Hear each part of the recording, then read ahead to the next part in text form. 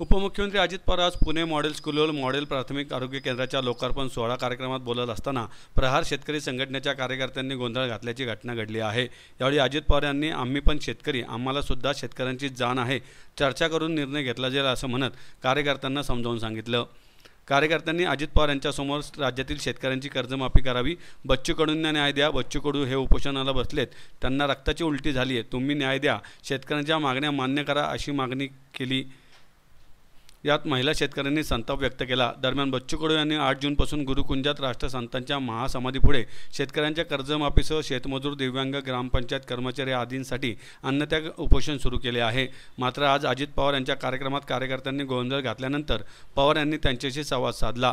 अजित पवार म्हणाले, बच्चू कडू यांच्यासोबत बैठक घेऊन विचार करण्यात येणार आहे। बावनकुळे यांनी कालच त्यांची भेट घेऊन त्यांच्याशी चर्चा केली आहे।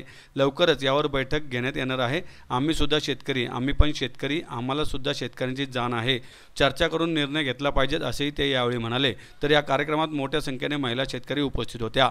यावेळी आंदोलनकर्त्यांनी कार्यक्रम स्थळावर ठिय्या मांडला। पोलिसांनी आंदोलनकर्त्यांना ताब्यात घेतलं।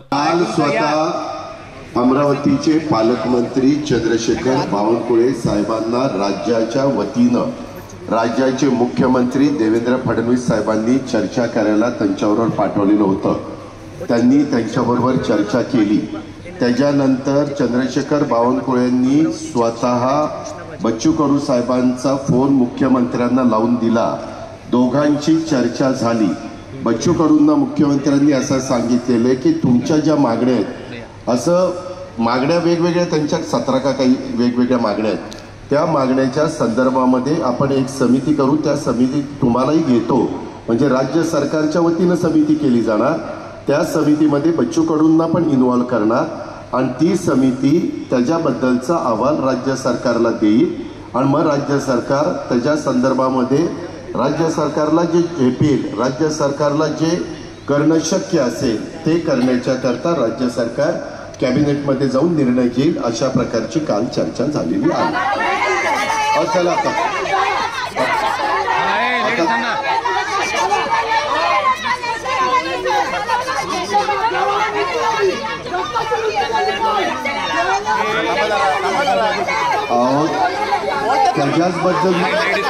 त्याच्याबद्दल मीटिंग झाली।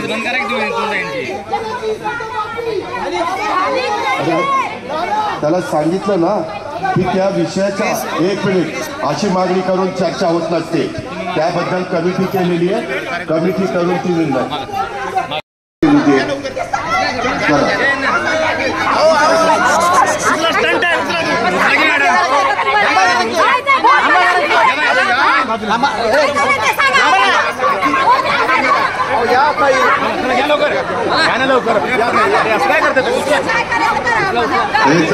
तुमचं काय काम आहे?